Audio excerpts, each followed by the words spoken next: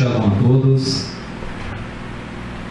Vou estar palestrando a vocês sobre lei e a graça.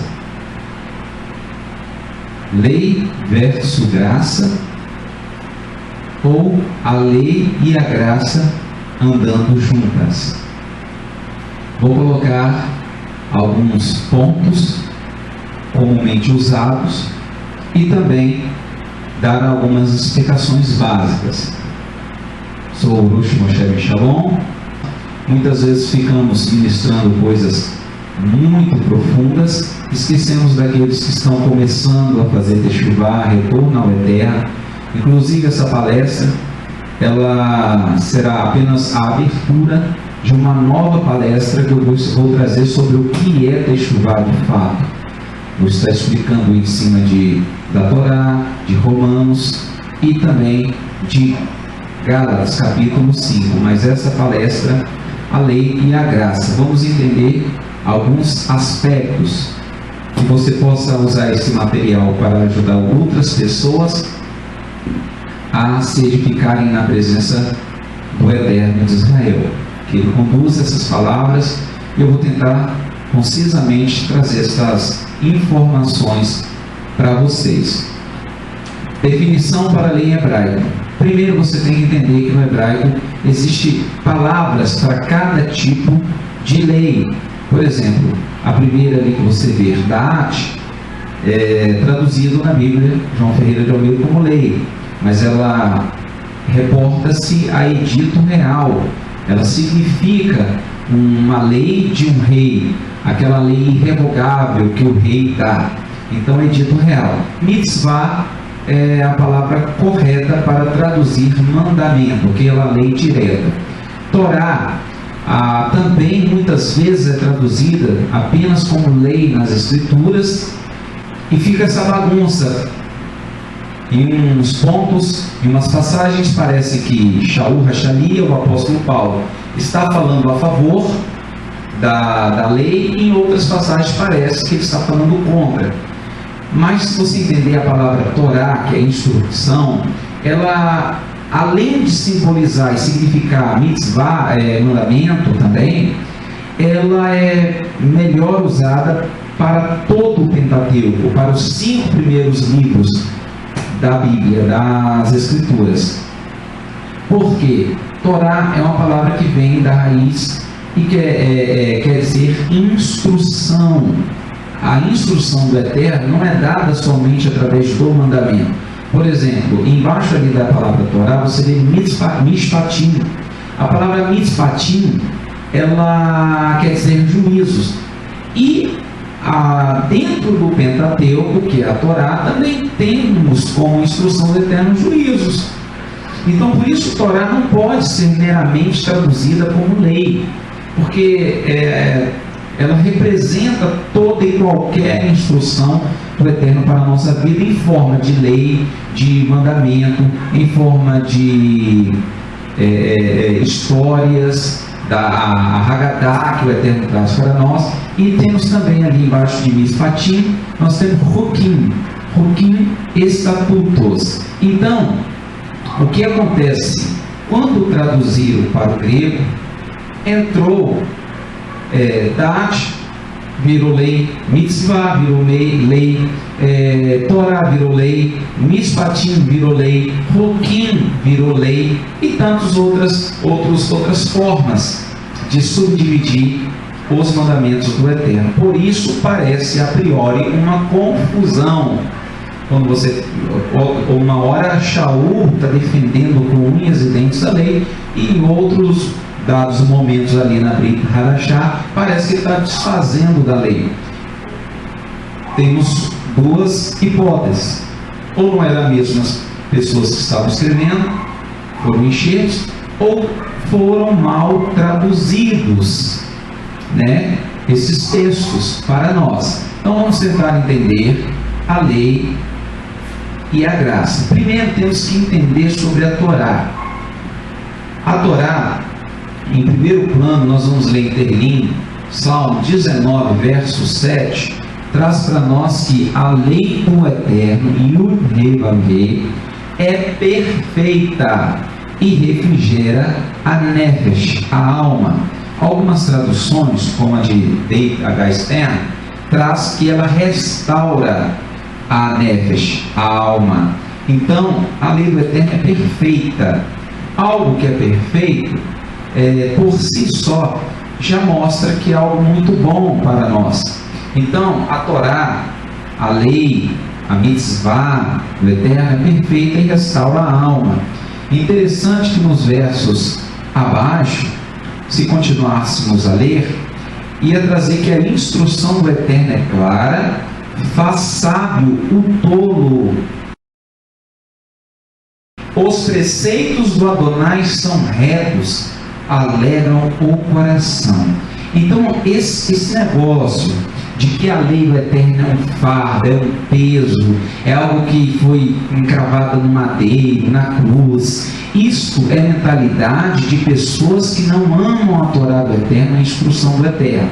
Porque diz que a instrução do Eterno, ela faz bem ao coração, ou seja, o Eterno coloca mandamentos não porque ele não goste que nós desfrutamos da natureza, das coisas boas. Não.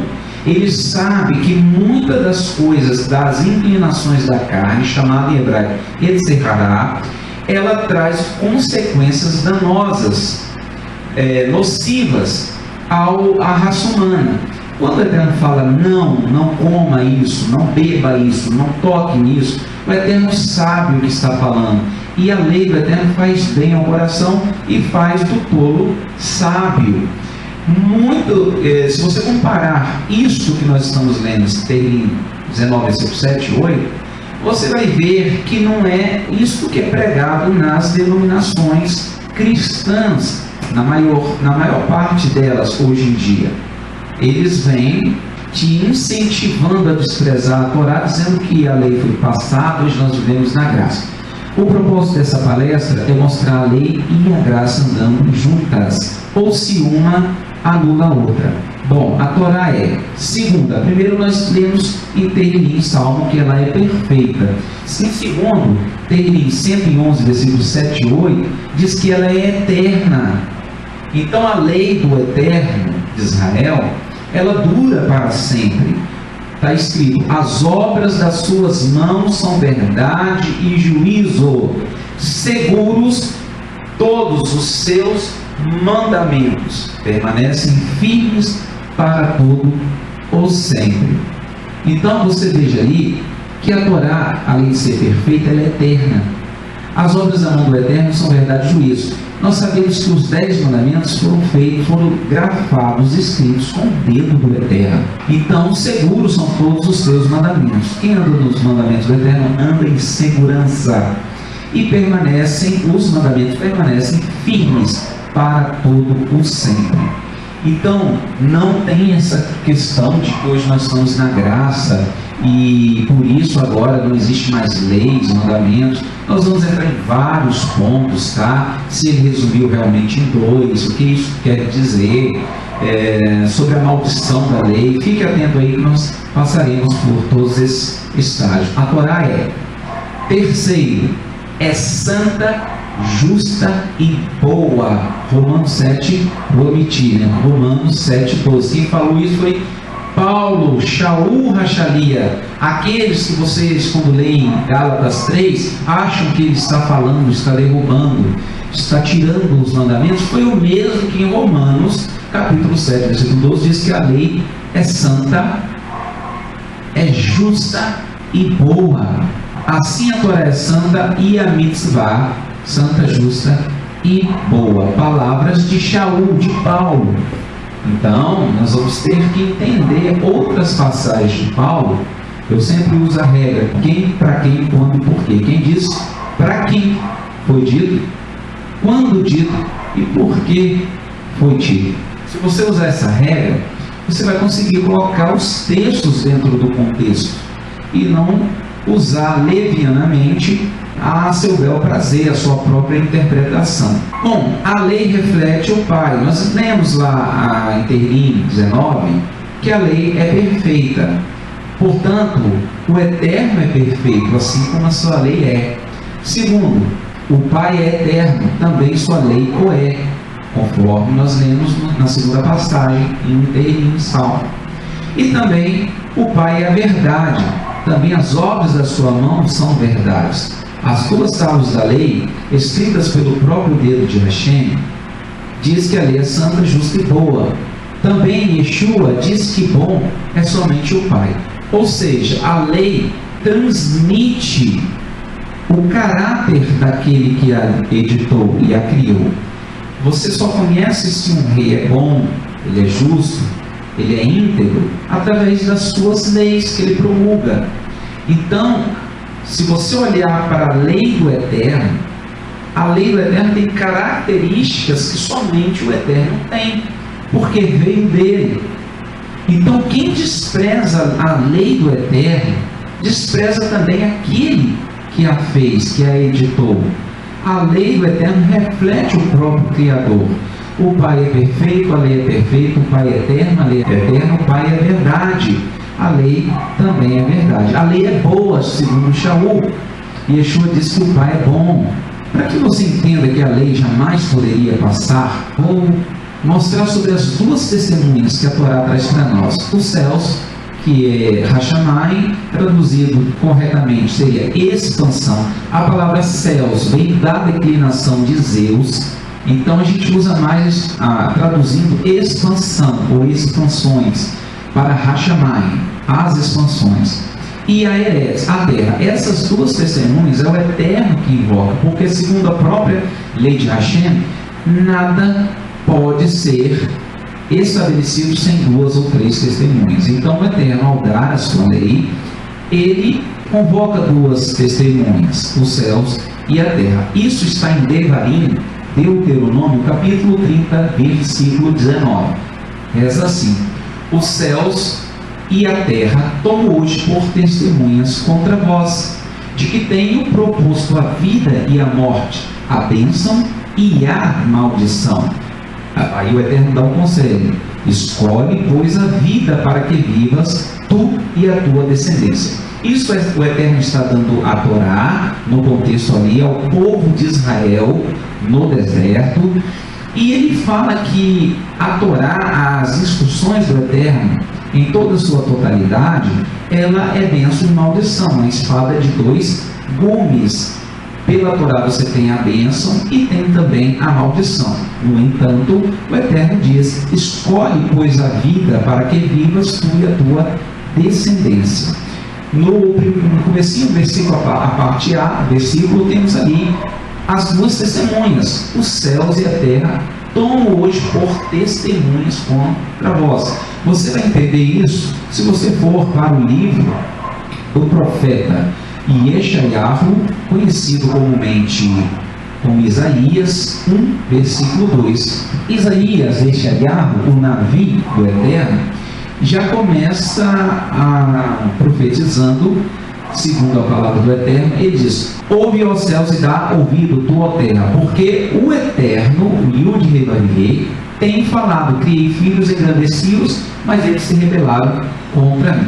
Prestem atenção que lá atrás de Devarim 30, o Eterno tomou quem? As duas testemunhas, os céus e a terra, quando ele deu a lei para o povo de Israel. Aqui, Yeshayahu, ao começar a falar as palavras do Eterno, Yeshayahu, dizendo as palavras do Pai, ele convoca exatamente as mesmas duas testemunhas: ouve, ó céus, e dá ouvido tu, ó terra. O Eterno tem falado: criei filhos engrandecidos, mas eles se rebelaram contra mim.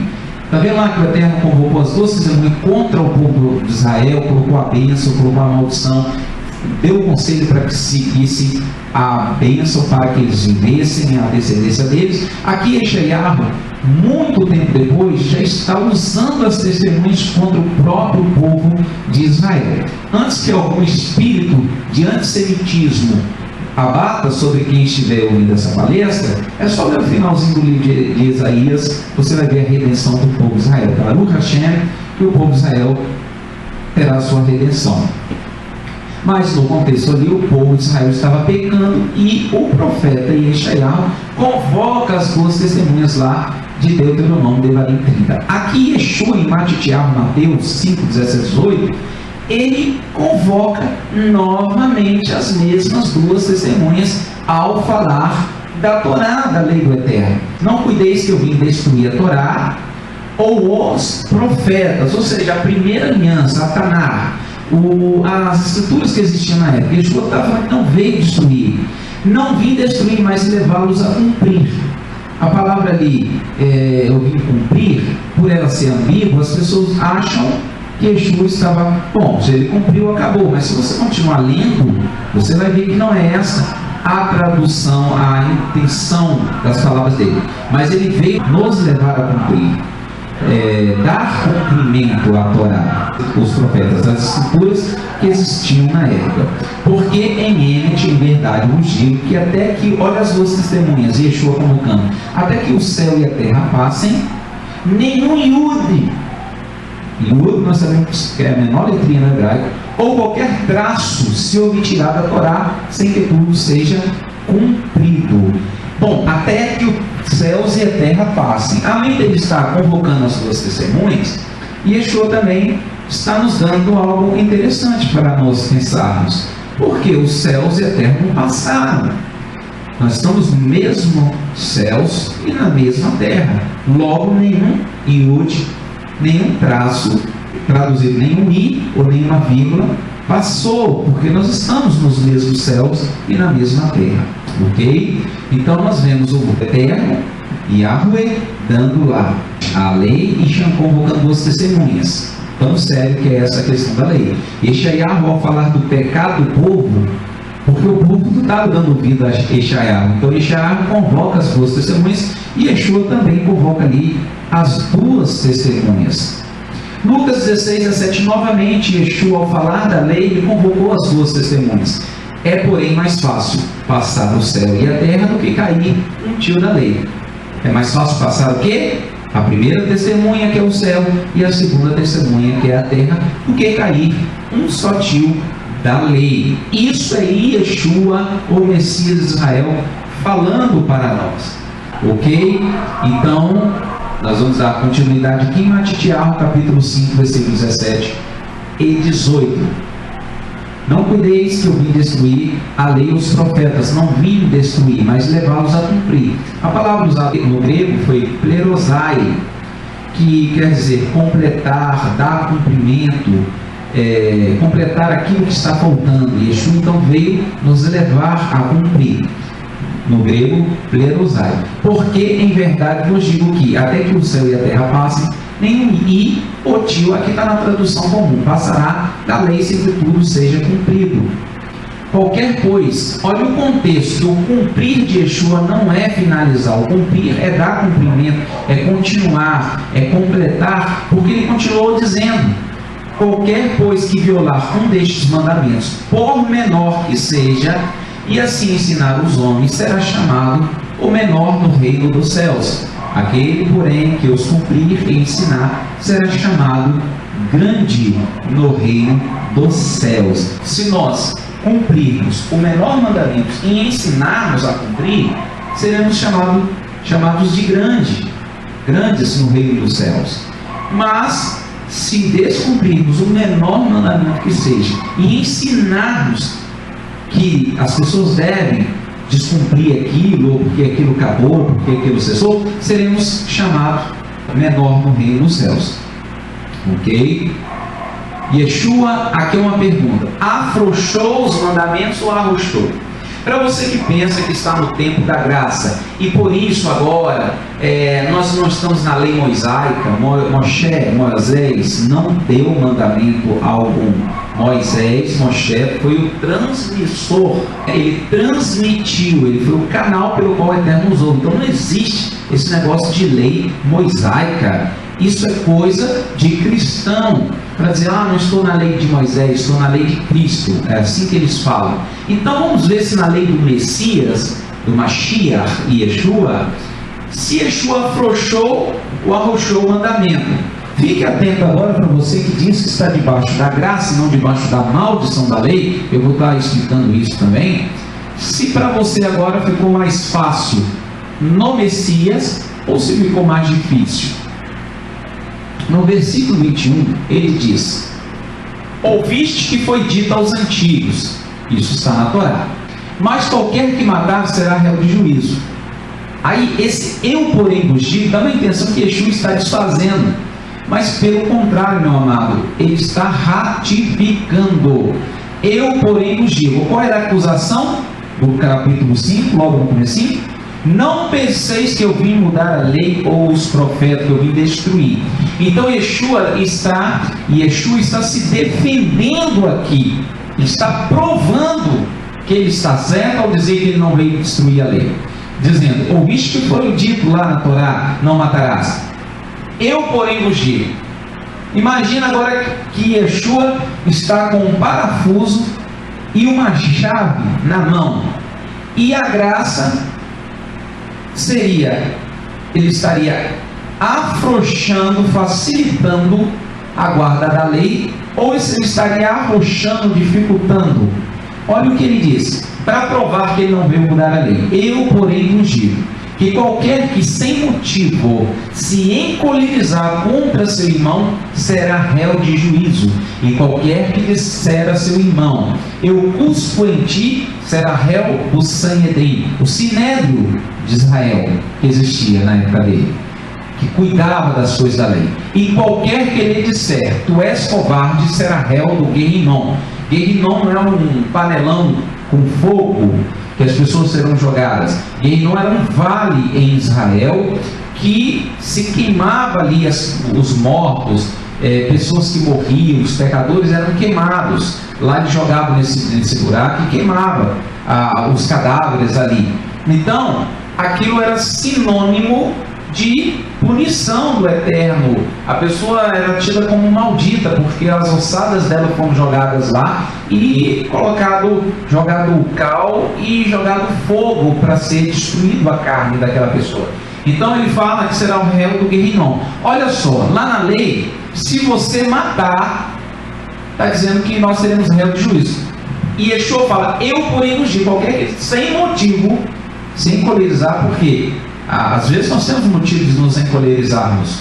Moisés se encolerizou, Yeshua se encolerizou. Ele diz que sem motivo se encolerizar contra seu irmão será réu de juízo. Então veja bem, antigamente você tinha que consumar, matar. Na graça, na suposta graça, ele diz que se você se irar contra teu irmão sem motivo, você já é réu de juízo. E Yeshua, para provar que ele não veio mudar, destruir a lei, ele arrochou aqui, ficou mais difícil. Que antigamente a pessoa podia ficar com raiva, podia se encolerizar, podia falar várias coisas, agora não podia matar. Aqui, qualquer que disser: eu cuspo em ti, será réu do sinédrio, e qualquer que disser: tu és covarde, será réu do Guerrinom. E Yeshua arrochou, meu amigo. Então, se você acha que a graça é um passaporte para você fazer o que você quiser e pisotear a lei do Eterno, cuidado, porque Yeshua está provando para você que agora os padrões que ele exige de nós, que recebemos ele como nosso Mashiach, é mais elevado ainda. Para você ter uma noção, a palavra Rem, que vem de Rahem, misericórdia, a palavra Rem, que tem também a expressão Reset, a palavra Rem, que se traduz como graça, ela foi mais usada na primeira aliança do que na segunda. A primeira vez que a palavra Rem, graça, aparece é na primeira aliança, quando o Eterno achou graça. Ele achou graça sobre o teu servo. Quando o Eterno salvou aquelas outras 8 pessoas no dilúvio, ali foi a Rem, foi a graça do Eterno. Então, essas más traduções vêm querer esconder, com a intenção de esconder. Por exemplo, a palavra no grego eclésia, que é igreja, você pensa que a igreja começou com o Messias ali, os 12. Ali em Pentecostes, pronto, começou a igreja, o tempo da igreja. A palavra eclésia no grego, ela é a mesma tradução da palavra carrado no hebraico. Só que você vai para a primeira aliança, você vê, e o Eterno reuniu toda a congregação. Porque os tradutores colocaram lá o povo de Israel como congregação e colocou a congregação do Messias como igreja. Porque eles querem entender suazamente que você acredite que a igreja começou no Novo Testamento, sendo que a palavra no grego, quando se fala ali que o povo de Israel se congregou e reuniu, ajuntai-os à congregação, é a mesma palavra eclésia que aparece lá na primeira aliança, é a mesma que aparece na segunda aliança para os seguidores do Mashiach. Então essas más traduções, que vêm tendenciando a mente das pessoas a não entender. Continuando, imaginando Yeshua arrochando ou afrouxando a lei no tempo da graça. Na primeira explicação nós vimos que ficou mais difícil no tempo da graça. Por quê? A lei e a graça elas devem andarem juntas e não uma substituir a outra, porque a graça já existe lá na Torá, a misericórdia do Eterno. Quando salvou-se 8 pessoas no dilúvio, era a graça. Quando o Eterno proveu Isaac para o sacrifício de Abraão, era a Hesed do Eterno. Agora, quando Yeshua morreu, foi a maior de todas, mas a Hesed, a Rem do Eterno, já existia na primeira aliança. Versículo 23, continuando no capítulo 5 de Matitiahu, vamos ver se Yeshua afrouxa, ou se ele arrocha a lei.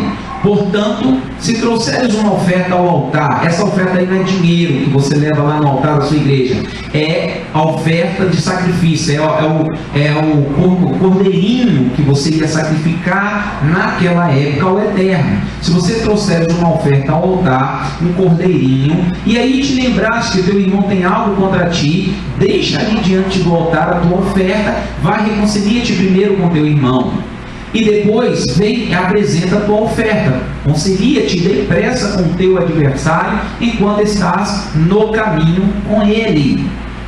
Para que não aconteça que o adversário te entregue ao shofet, ao juiz, e o shofet, o juiz, te entregue ao oficial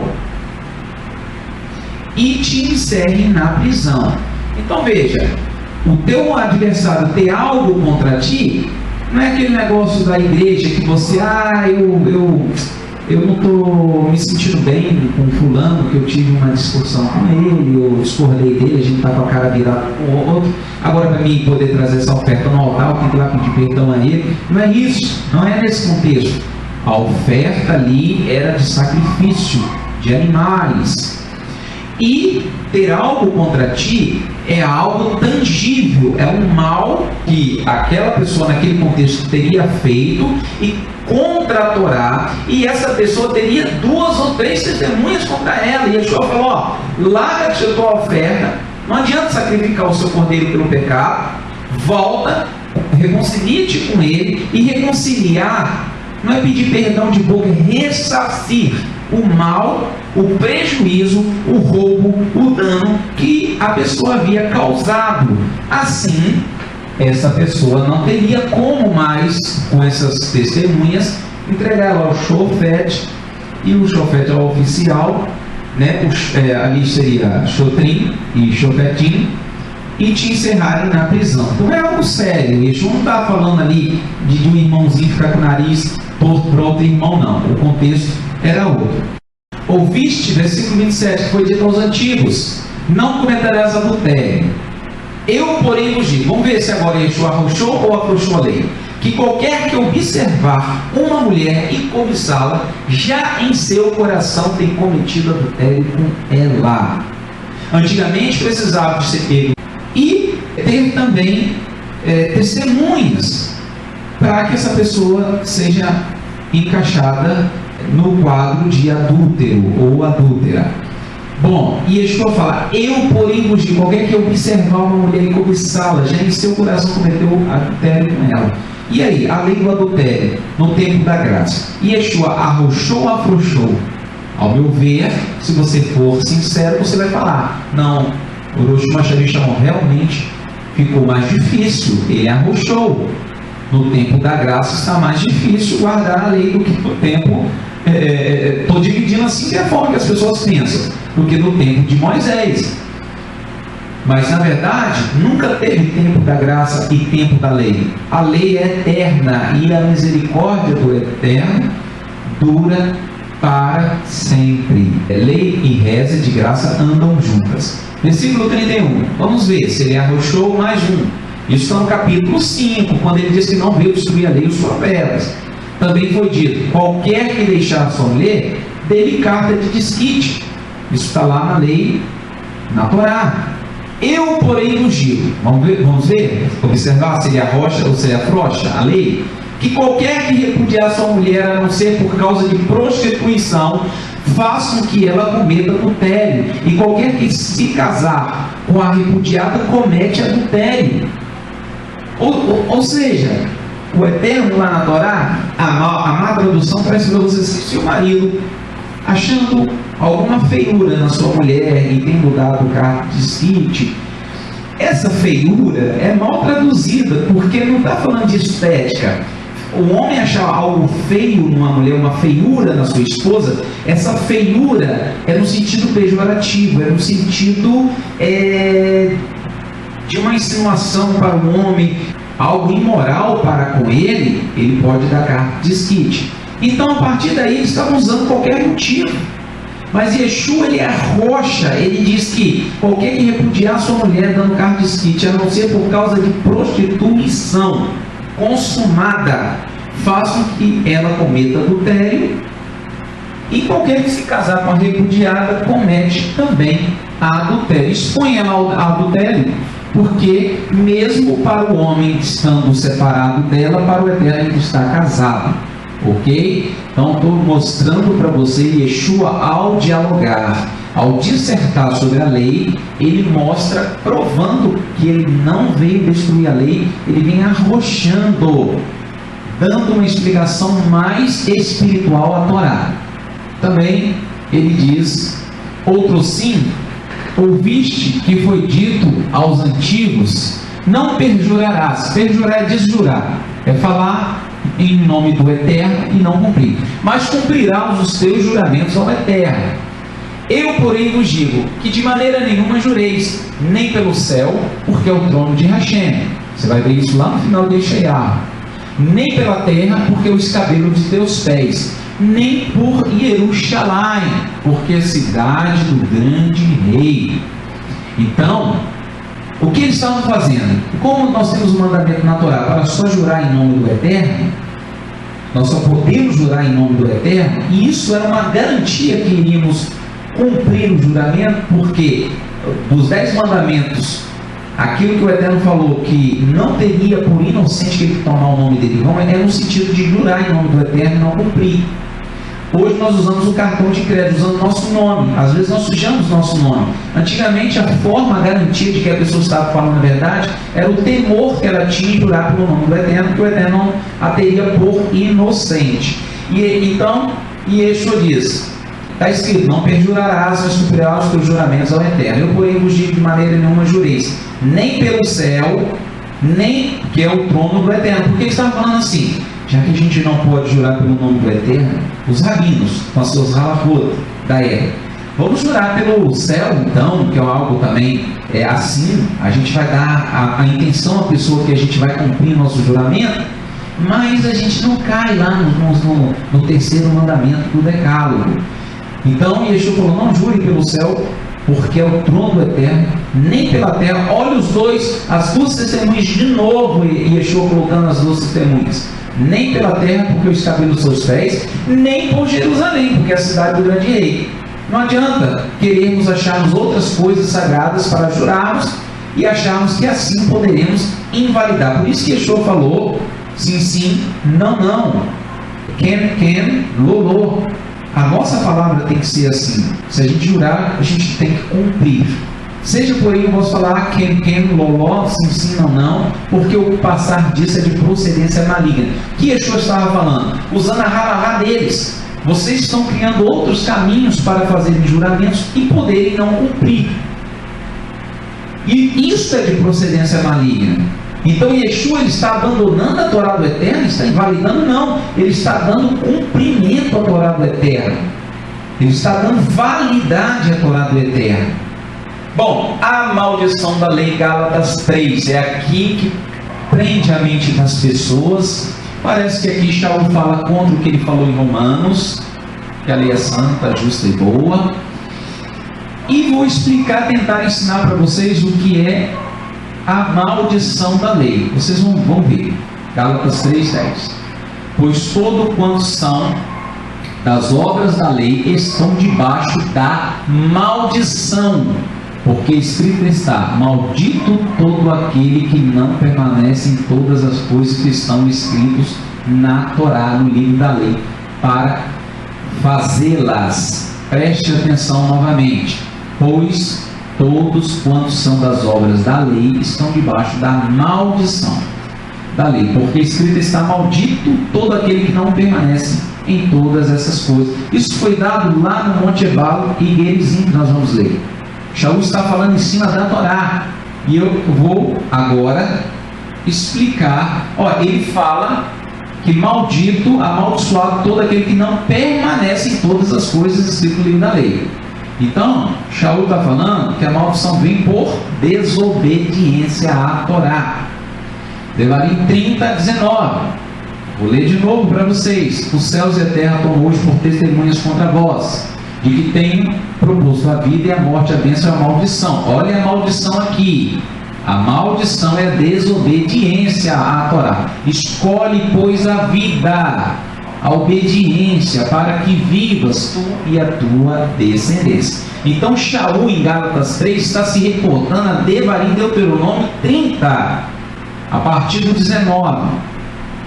Shaul, como rabino, e Paulo está falando em cima da Torá. A maldição da lei não quer dizer que a lei é maldita, ou quem obedece à lei está amaldiçoado. Isso é coisa de pastor cego, surdo e mudo no tocante às coisas espirituais. Pelo amor do Eterno, meus amados, jamais tenha essa linha de pensamento, ou retorne essa maldita linha de pensamento de que a lei é maldita, porque a lei é santa, justa e boa, a lei é eterna, ela reflete o caráter do Eterno, do Pai.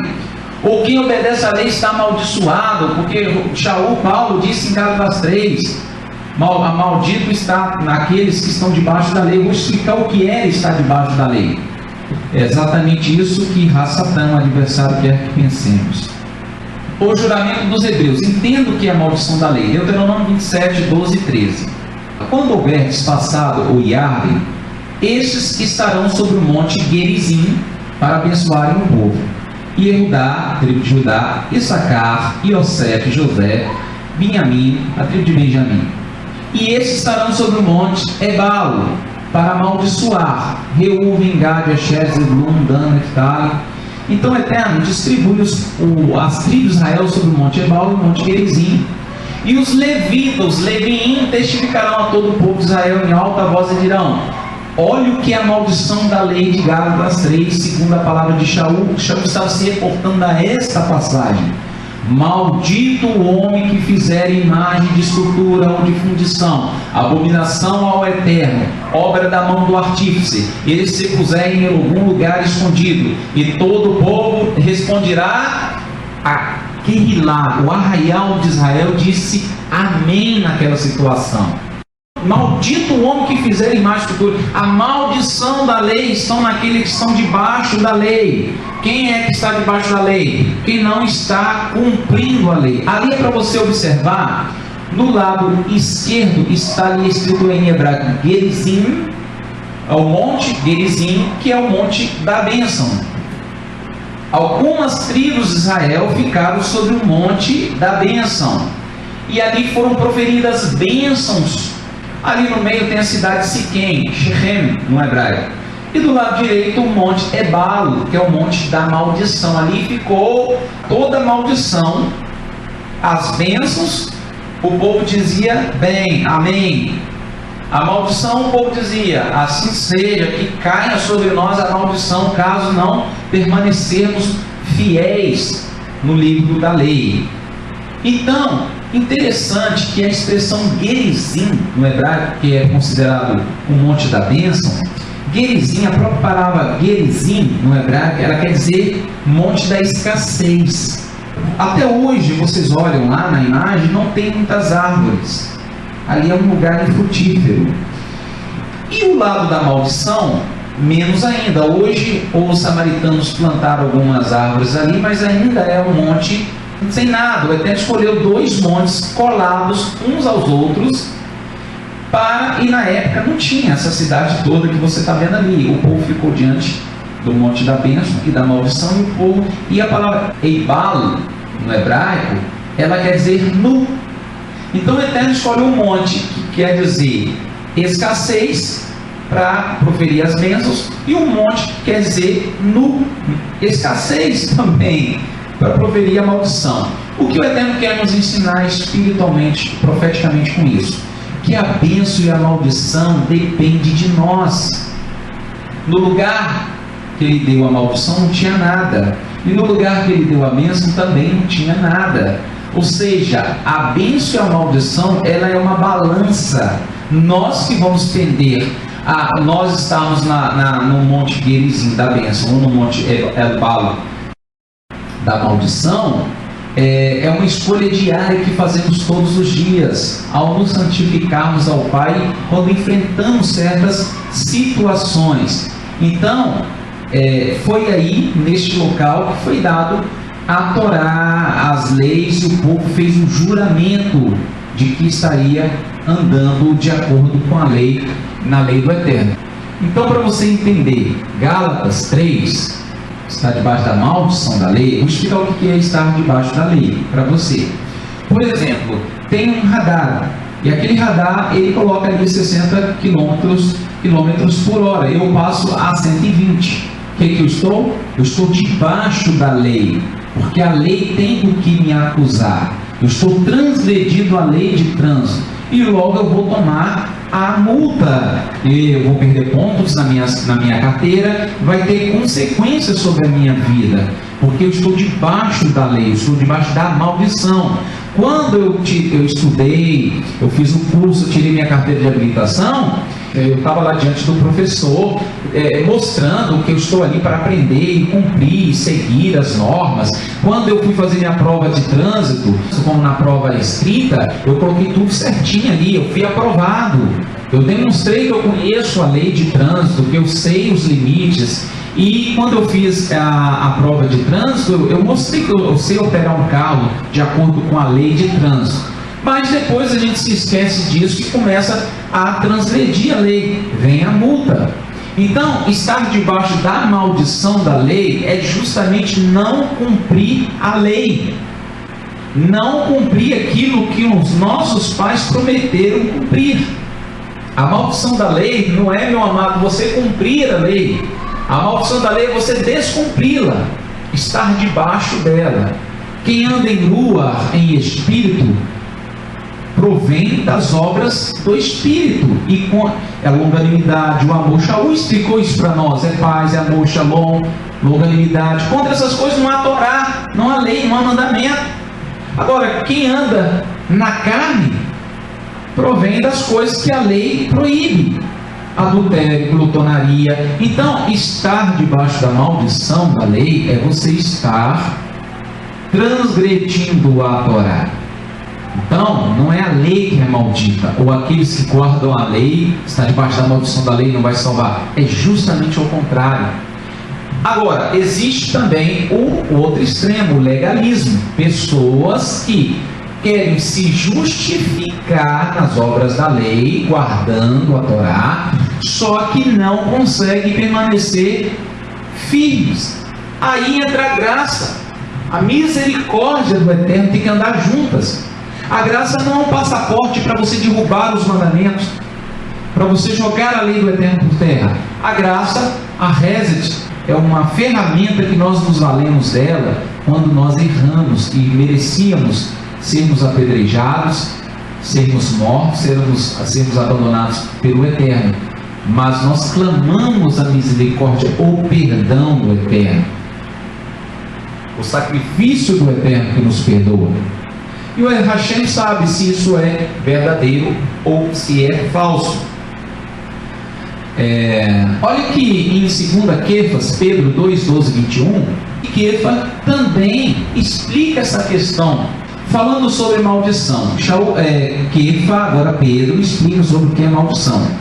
Mas estes, como criaturas irracionais, que não pensam, por natureza feitas para serem presas e mortas, blasfemando do que não entendem, perecerão na sua corrupção, tendo os olhos cheios de adultério, a Torá proíbe o adultério, insaciáveis no pecar, no transgredir a Torá, engodando as almas inconstantes. O que é inconstantes? Pessoas que ora, é o macaco que pula de galho em galho, ora está numa filosofia, ora está em outra filosofia, engodando essas pessoas cheias de adultério, corrupção, insaciáveis no pecado, elas engodam as almas inconstantes, com o coração excitado na ganância, filhos de maldição, os quais deixando o quê? Vamos ver. O caminho direito, a Torá que foi dada lá em Devarim 30, Devarim 27, desviando-se, deixando o caminho direito, desviando-se, tendo seguido o caminho de Balaão, porque melhor lhes fora não terem conhecido o caminho da justiça. Vai lá inteirinho, vai ver o que é o caminho da justiça, a vida da justiça, 119, a lei do Eterno. E Yeshua não veio tirar a lei do seu Pai, e sim tirar o pecado que é a transgressão da lei. Yeshua falou: se o Filho do Homem verdadeiramente não vos libertar, vós não sereis livres. Agora Yeshua veio nos libertar do que, meus amados? Da lei? Ele veio morrer para tirar a lei, nos libertar da lei? A lei que diz que eu não posso matar meu próximo? A lei que diz que eu não posso cair no incesto? Ele veio me libertar disso? A lei que diz para mim não fazer imagem de escultura? Será que Yeshua veio me libertar da lei? Essa graça é uma liberdade contra a lei? Ela invalida a lei? Ou ela anda junta com a lei?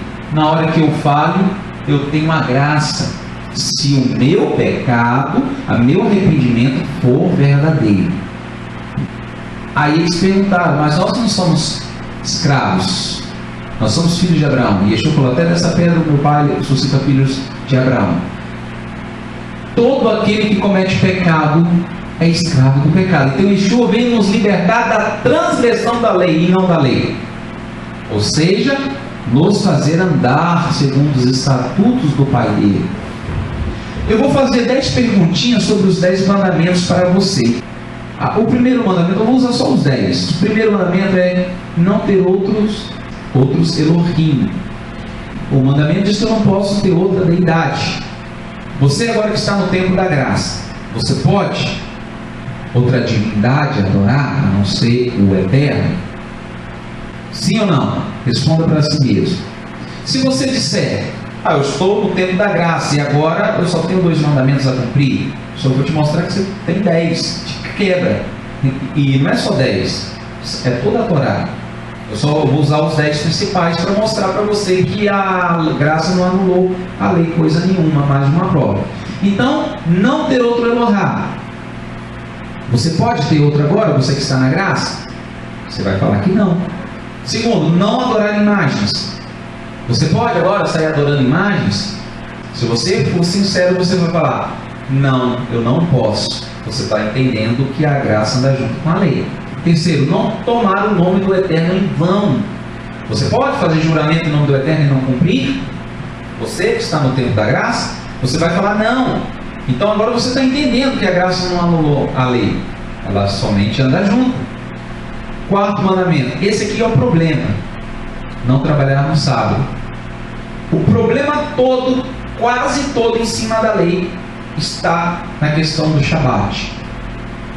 Porque eles usam a lei dos dízimos, as igrejas pegam a lei dos dízimos e falam que a graça anulou a lei, mas pegam lá a lei dos dízimos. Entende que não pode ter outro Eterno, entende que não pode adorar a imagem, entende que não pode tomar o nome do Eterno em vão, mas toda essa teologia é por causa principalmente do Shabat. Porque eles entendem que não pode fazer sexo com a mãe. Quem está debaixo da graça entende que não pode fornicar. Entende tudo isso aí. O problema é o quarto mandamento. Você que está no tempo da graça, você pode desonrar seu pai e tua mãe? Ali está falando para honrar. E aí, você pode desonrar? Ah, mas você não está no tempo da graça? A graça não anulou a lei, segundo a teologia te ensinou? E o 6º mandamento, você pode matar? Você vai falar que não, mesmo estando no tempo da graça. Porque sempre existiu o tempo da graça. Não existe. Eu estou falando isso para você entender. A graça aparece mais vezes a palavra Hesed, Rem, na primeira aliança do que na segunda, para você ter uma noção. 7. Não roubar. Você pode roubar? Você que diz agora viver o tempo da graça, você pastor, você evangelista. E para você que não é, que conheça quem defende essa teologia, pega esse vídeo, leve lá e assista com ele. E que essas palavras, essas minhas perguntas possam chegar aos ouvidos deles, se eles aguentarem assistir o vídeo até aqui, porque chegará um tempo que não suportarão essa doutrina. 8º mandamento, não adulterará. Você que está no tempo da graça, que diz que a graça anulou a lei, você pode adulterar? 9, não dá falso testemunho. Você pode ser um mentiroso? 10, não cobiçar as coisas alheias. Você pode cobiçar? Não começa a mudar a sua teologia agora, não. Não, mas vocês afirmam que vocês estão no tempo da graça e não debaixo da lei de Moisés. Quem está debaixo da lei de Moisés está debaixo da maldição. Eu te mostrei que estar debaixo da maldição é estar não cumprindo a Torá, que a lei é santa, justa e boa, que é um juramento que foi feito lá. Está debaixo da bênção, está cumprindo. Agora, nós não colocamos a nossa confiança nas nossas forças, nos nossos méritos. Nós procuramos seguir. Caso caiamos, temos um advogado perante o Pai. E esse advogado sabe acabanar do nosso coração a intenção, se o nosso arrependimento é sincero, ou se nós pedimos perdão simplesmente para pecar de novo no outro dia. Então eu fiz 10 perguntas. Se você se diz estar debaixo da graça, não tem leis para seguir, só 2, você teve que falar que não está liberto destes mandamentos. Você pode até falar que está liberto do sábado e não dos 9. Yeshua diz que quem profanar um, profana os demais. Então não vejo saída para ti, a não ser começar a estudar a lei, entender que a lei é santa, justa e boa, refrigera a alma, conforme diz lá em Telim 19, versículo 8, faz do tolo sábio, alegra o nosso coração. O resumo da lei. Muitos teólogos afirmam, pastores também, padres, que os 10 mandamentos não devem ser guardados, porque o Senhor resumiu a lei em apenas 2 mandamentos. Vamos estudar sobre isso? Você conhece aquele amiguinho que te falou isso? Agora eu só tenho 2 mandamentos, amar o eterno e amar o próximo. Explica isso aqui para eles, leva esse vídeo, assista na casa dele. Mateus 22, 36 ao 39. E um deles, mestre da Torá, olha que foi um rabino, mestre da Torá, perito na lei, nas 613 mitzvot do Eterno. Interrogou quem? A Yeshua, para o experimentar, dizendo: mestre, rabino, qual o grande mitzvah na Torá? Qual o grande mandamento da lei? Yeshua disse-lhe: amarás ao Yahu, ou Yahweh, ao Yah, teu Elohim, de todo o teu coração, de toda a tua alma e de todo o teu pensamento. Este é o primeiro e o grande mandamento. Por quê? Logo narrando ali em Deuteronômio capítulo 6, quando Moshe desce do monte, as primeiras palavras de Moshe: ouve Israel, Shema Israel, Adonai Eloheinu, Adonai Echad. Ouve Israel eterno, nosso Elohim eterno é um. Então Yeshua, além de dizer que esse é o grande, é o primeiro também. Porque se você for para o decálogo, o primeiro mandamento é não ter outro Deus. Falar assim para você entender. Outra deidade, outra divindade, outro Elohá. Então, além de ser o grande, é o primeiro. E Yeshua ainda fala, não só sobre o primeiro, ainda vai mais. E o segundo, semelhante a este, é: amarás o teu próximo a ti mesmo. Destes 2 mandamentos dependem toda a lei, Pentateuco, e os profetas. Essa é a forma que Yeshua se referia às escrituras que existiam na época: o Pentateuco, a Torá, e os Naviim, os profetas, que vai de Yehoshua a Malaquias ali, para você entender. As pessoas acham que agora Yeshua pegou e só nos deu os dois. Só nos deu 2 mandamentos. O que é resumo?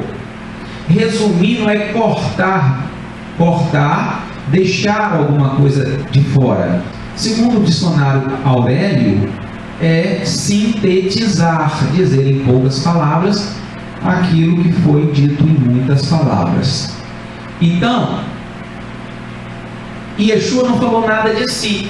Para você que diz que agora vive sobre os 2 novos mandamentos que o Messias te deu, você não vive debaixo da lei de Moisés, mas vive debaixo dos mandamentos que o Cristo te deu, eu vou te desapontar você agora, ou pelo menos te vislumbrar, né? Para que você veja que seu pensamento, sua lei de raciocínio é errada. Yeshua não falou nada de si mesmo. O primeiro mandamento de Yeshua está em Devarim, Deuteronômio 6,4. Yeshua não podia falar com o mestre da lei qual o maior mandamento, responder, a não ser usando a própria lei. E Deuteronômio 6,4 exatamente: Shema Israel, Yahweh Eloheinu, Yahweh Echad. Coloquei 2 R's ali para você entender que é um R forte, Echad. Ou Israel, o Eterno é nosso Elohim, o Eterno é um. Amarás, pois, o teu Elohim de todo o teu coração, de toda a tua alma e de todas as tuas forças. E Yeshua, então, baseado em Deuteronômio 6,4, é que ele responde que devemos amar o Eterno sobre todas as coisas. Yeshua não deu um novo mandamento, ele só destacou qual é o maior e o primeiro mandamento. E o segundo mandamento que Yeshua diz: amarás o teu próximo a ti mesmo. Será que Yeshua estava criando mandamentos, leis? Não. Isso está em Vaikra, Levítico 19 e 18. Não te vingarás nem guardarás ira contra os filhos do teu povo, mas amarás o teu próximo como a ti mesmo. Eu sou quem? O Adonai, Yahweh, o Yud-He-Vav-He. Yeshua criou o mandamento, 2 novos mandamentos, ou ele destacou Deuteronômio 6, 4 ao 9 e Levítico 19, 18. Está vendo, meu amado, como a teologia que te ensinou na sua igreja está toda errada, por não conhecer a Torá, por não estudar o caminho reto do Eterno. Você não conseguiu entender o que o seu mestre te falou até hoje. Quando ele diz que desses 2 mandamentos depende toda a lei, tinha um porquê. Vamos dividir os 10 mandamentos para ficar mais fácil para você, como se tivesse 4 na primeira tábua e 6 na segunda tábua, ok? Na lei vertical, que é o sentido de baixo para cima, nós teríamos: não ter outro Elohim, não adorar imagens de esculturas, não tomar o nome do Eterno em vão e não trabalhar no sábado do Eterno, no Shabat. Perceba que os 4 primeiros mandamentos relacionam-se com o Eterno. Não ter outro, quem? Não ter outro, Eterno. Não fazer imagens esculturas de outro ser para adorar, nem mesmo a do Eterno. Nós não podemos dar uma imagem ao Eterno. Então, o segundo mandamento relaciona com você, entre você e o Pai, não é você e o próximo. O terceiro mandamento: não tomar o nome do Eterno em vão. Relacionamento entre você e o Pai, a lei é para cima. Segundo, não trabalhar no Shabat do Eterno, do teu Pai, não é do teu irmão, do teu Pai. Então, os 4 primeiros mandamentos se resumem em amar o Eterno sobre todas as coisas, e com toda a tua alma, todo o teu pensamento, não é verdade? Voltando lá, Deuteronômio 6, 4. O segundo mandamento, que deixa eu falar que desses 2 mandamentos depende de toda a lei. O segundo mandamento, você vai reparar que é vertical. E exatamente o número do homem é 6. E 6 mandamentos estão relacionados entre você e teu próximo, o outro ser humano, teu contemporâneo. Porque o 5º mandamento, honrar o teu pai e tua mãe, já não relaciona sempre você o Eterno, mas você é o teu próximo, teu pai. O sexto mandamento é na linha horizontal, né? Não matar o teu próximo, não roubar o teu próximo, não adulterar contra o teu próximo, não dirás falso testemunho, mentir contra o teu próximo e não cobiçar as coisas que o teu próximo tem. Então, você entendeu agora que Yeshua falou que desses 2 mandamentos, se você cumpre os 4, você está amando o Eterno sobre todas as coisas. Se você cumpre os 6 últimos mandamentos dos 10, você está amando o teu próximo como a ti mesmo. Ok? Então você entende agora, né? Que Yeshua disse, quando ele não deu os 2 novos mandamentos, ele destacou os 2 textos da Torá, de Deuteronômio e Levítico, e mostrou, ó, que é um resumo do resumo do resumo. Levítico 19, 18 e Deuteronômio 6 é a essência da coisa, mas agora, como numa física quântica, existirá o desdobramento das coisas. Você não vai ficar só também na essência, né? Você vai ter que entender os limites, o que é roubo, o que caracteriza roubo. Isso aí você vai ter que estudar a Torá. Outra premissa de se tentar dizer que a graça anula a lei. O Shabat foi instituído somente para os israelitas. Os israelitas vieram de Abraão, e receberam este título através do seu neto Jacó. Eles falam, a lei é para Israel, é para o judeu. Inclusive, dentro do judaísmo existe um movimento Binei Noar, que é um movimento que não existe nas escrituras. Isso é uma nomenclatura criada no judaísmo para ser o próprio judaísmo, em muitos casos, que é questão para eles, para se exaltar, se enaltecer sobre os goim. Mas todos são chamados para andarem num só mandamento. E Israel tem que ser luz para as nações, para mostrar a direção, para clarear, para as nações começarem a andar também, escolherem, olha, eles obedecem à lei do Eterno e tudo vai bem com eles e são abençoados. Vamos também imitar essa nação de Israel, vamos querer fazer parte desta aliança, né? Eu fiz um gráfico que denota a linha do tempo. O primeiro traço, do lado esquerdo, a instituição do Shabat. O Eterno, em Bereshit, Gênesis 2, 1 e 3, antes de Israel nascer, dos israelitas virem ao mundo, Adão e Eva não eram judeus, não eram israelitas, e recebeu ali o Shabat, no 7º dia da criação. Adão, Eva, Elim, Abel não eram hebreus. Os hebreus vieram depois, quando constituíram as 12 tribos de Israel. Ok? Enquanto eles estavam no Egito perambulando pelo deserto, eram tidos como hebreus. Israel, o patriarca, e o povo hebreu se torna ali o povo israelita, as 12 tribos de Israel. Antes de Abraão para trás, de Jacó para trás, Israel para trás, aquele povo não era israelita.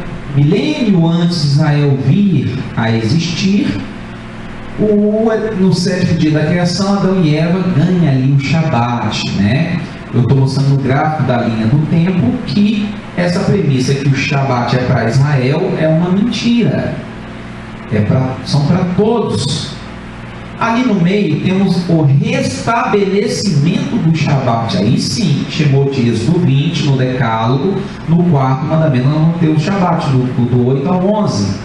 Na era israelita. Essa era mais ou menos da 1445 antes do Mashiach. Ali é estabelecido essa aliança com o povo de Israel, faria que o Shabat seria um dos 3 sinais que distinguiria o povo do Eterno das nações. Mas o portal está aberto para as nações serem inseridas dentre a comunidade israelita. Se assim abraçar a aliança do Eterno, escolhendo aquilo que o agrada, terá um nome melhor do que filhos e filhas. Ok? Está lá em Yeshayahu. E por último ali o Shabat na eternidade. Então estou mostrando o Shabat antes da era israelita, eu estou mostrando o Shabat na era israelita e estou mostrando o Shabat depois da era israelita, e já é o 66, 23, na eternidade, que ele diz no 22, de uma lua nova a outra, de um Shabat a outro, virá toda a carne me adorar. Isso após o milênio, já na era da eternidade. Então estou mostrando o Shabat antes, lá na era da eternidade, porque antes do pecado é considerado desde os dias da eternidade, porque Adão não foi feito para morrer, não foi criado para morrer. Aquele tempo antes do pecado é tido também como o tempo da eternidade. Depois do pecado veio o tempo da mortalidade, a mortandade assolando a terra. E o Shabat na era israelita, ratificado para o teu povo, que deveria ser luz, ensinar as nações a andar nos estatutos do Eterno. E depois mostrando o Shabat já em Isaías 63, 23, para toda carne. Eu vou ler agora o texto de Gênesis 2:3, para não ficar só no versículo. E havendo Elohim acabado no fim do dia sexto a obra que fizera, descansou no sétimo dia, no Shabat, de toda a sua obra que tinha feito. Abençoou o Eterno dia sétimo e o santificou, porque nele descansou de toda a obra que Elohim criara e fizera. Shabat, memorial da criação do Eterno. Aqui antes da era israelita, aqui já na era israelita, aqui já tinha o povo de Israel. Chegou-te Êxodo 28:11. Lembra-te do dia de Shabat para o separar. 6 dias trabalharás e farás a tua obra. É um paralelismo lá com Bereshit, Gênesis 2. Mas no sétimo dia, o Shabat, o descanso do Eterno teu Elohim. Não farás nenhuma obra, nem tu, nem teu filho, nem tua filha, nem teu servo, nem tua serva, nem teu animal, nem teu estrangeiro, nem o teu estrangeiro que está dentro das tuas portas. Porque em 6 dias fez o Eterno os céus e a terra, o mar e tudo que neles há. E ao 7º dia descansou, porque abençoou o Eterno o dia do sábado. Quando que o Eterno abençoou? Lá em Gênesis capítulo 2, uma ratificação. Ok? Agora no tempo da eternidade. Isaías 63, 66, 23. Começa no 22, na verdade. Porque como os novos céus, a primeira testemunha, e a nova terra, a segunda testemunha, que fazer, estão diante da minha face, diz o Eterno. Esse novo céu e a nova terra, irmão, não é um novo planeta Terra e uma nova expansão. Não tem como tirar a expansão, colocar outro céu, tirar o nada e colocar o nada. Não existe. É um novo governo, é uma nova ordem, não é mundial, é uma nova ordem universal de paz, de shalom, que o Eterno estabelecerá novamente. Assim também há de estar a vossa posteridade e o vosso nome. Versículo 23, e será que desde uma festa da lua nova a outra, aqui faltou a lua nova, Rosh Chodesh, e desde um Shabat ao outro, virá toda a carne a adorar perante mim. Isso é uma profecia do Eterno para os dias da eternidade. Toda a carne, todas as tribos da terra, povos, nações e línguas salvas, irão guardar o Shabat do Eterno. Lei da liberdade, assim falai e assim procedei, como havendo de ser julgados pela lei da liberdade. Que lei da liberdade é essa? Se a gente defende a Torá, nós temos que falar e assim proceder, porque vamos ser julgados pela lei da liberdade. Isso eu já expliquei em outras ocasiões. O povo não recebeu a Torá, os 613 mandamentos lá dentro da terra do Egito, Mitzraim, terra das limitações. Por quê? O Eterno não pode dar sua lei para um povo escravizado. O Eterno libertou o povo e deu a Torá para o povo liberto. Por isso a Torá é chamada por Tiago, nome dele verdadeiro, Iacov, mesmo nome de Jacó, Iacov. A Torá é chamada de lei da liberdade. Vamos ser julgados pela lei da liberdade. Lei da liberdade, numa suposta graça, que agora você pode fazer tudo e todos os dias pedir perdão e continuar pecando e vai pedir perdão porque você está no tempo da graça. Isso é uma mentira. A lei da liberdade é a Torá que foi dada para um povo liberto. Nós vamos ser julgados pela Torá do Eterno. E agora ainda, Tiago 2,14. Meus irmãos, que aproveita se alguém disser que tem fé, e não tiver as obras, porventura a fé pode salvá-lo? Está falando que a fé por si só, sem o ato, O que mostrou que Abraão tinha fé no eterno? A obra. Se ele não pega no cutelo e não tem a cavanar, a intenção real de matar, a fé dele não teria sido comprovada. Então você não tem como mostrar que tem fé senão pela obra. Aqui é o oposto, né? As pessoas falam que que adianta a obra se não tiver fé. Aqui a Paulo inverteu, está falando que adianta você dizer, né? Se alguém disser que tem fé e não tiver as obras, porventura a fé pode salvá-lo? Claro que não. Olha, isso está no Novo Testamento, irmão. A fé não pode te salvar se você não concretizar. Emuná no hebraico, que é a palavra bem traduzida para fé, que vem de emuná, é fidelidade. Versículo 24: vedes então que o homem é justificado pelas obras e não somente pela fé. Que Tiago e Jacó está falando? Que a lei e a graça têm que andar juntas. Se eu digo também, por outro lado, que eu guardo a lei, que eu observo a lei, que eu amo a Torá, e eu não a cumpro de fato, eu não tenho fé, eu não tenho fidelidade, emuná. Shaul, Paulo, o mesmo que escreveu o livro de Gálatas, falando ali, Romanos, prometi 33, 31. A fé anula a lei? Olha a pergunta de Shaul: anulamos, pois, a lei pela fé? Nós derrubamos a Torá porque temos fé? Porque cremos no Mashiach?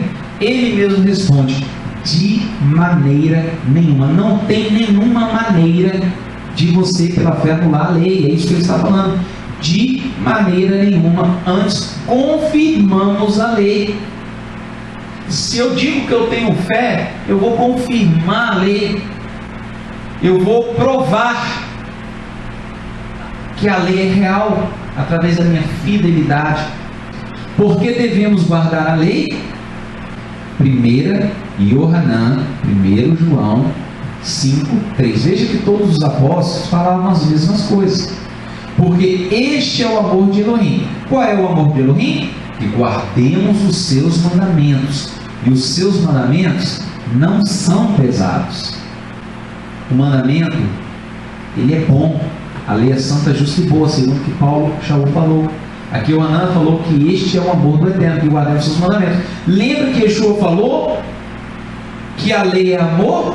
E o Hanan falou a mesma coisa, porque o amor do Eterno é este, que guardemos os seus mandamentos.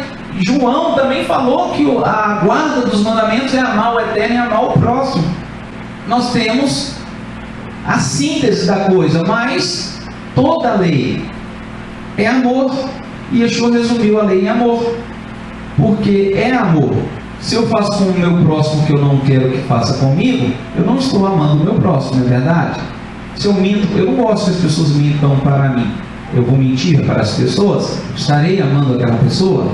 Então você agora está começando a entender de fato as Escrituras no que tange a esses assuntos. O resumo das Escrituras para a humanidade, não é para o povo de Israel não, tá?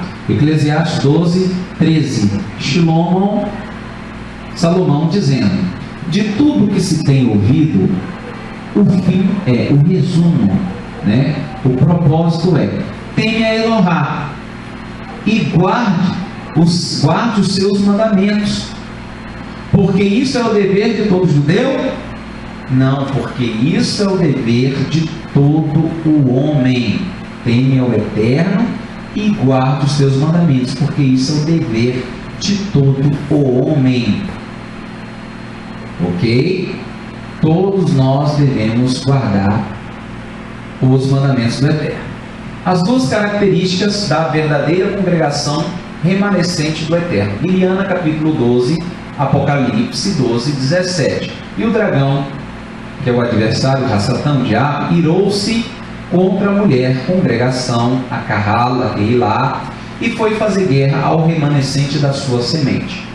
E os que guardam os mandamentos de Elohim e tem o testemunho de Yeshua HaMashiach. Está vendo aí que em Iliana, Apocalipse 12:17, as duas características do povo do Eterno, cujo o inimigo das nossas almas estaria furioso, irado, seria com os que guardam os mandamentos do Eterno, ou seja, tem a lei, a Torá, e tem o testemunho de Yeshua, que tem também o que?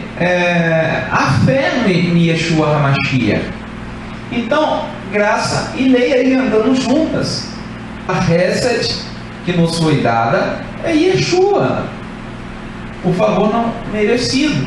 Mas o dragão irou-se contra a mulher, a congregação, e foi fazer guerra ao restinho da sua semente nos últimos dias. E essa sementezinha, o restinho, tem duas características: os que guardam a Torá de Hashem, e tem o testemunho de Yeshua HaMashiach. Então não adianta eu ter a Torá e negar o Mashiach, não adianta também eu ter o Mashiach, o Messias, e negar a Torá. Eu tenho que ter essas duas características para realmente fazer ira no inimigo.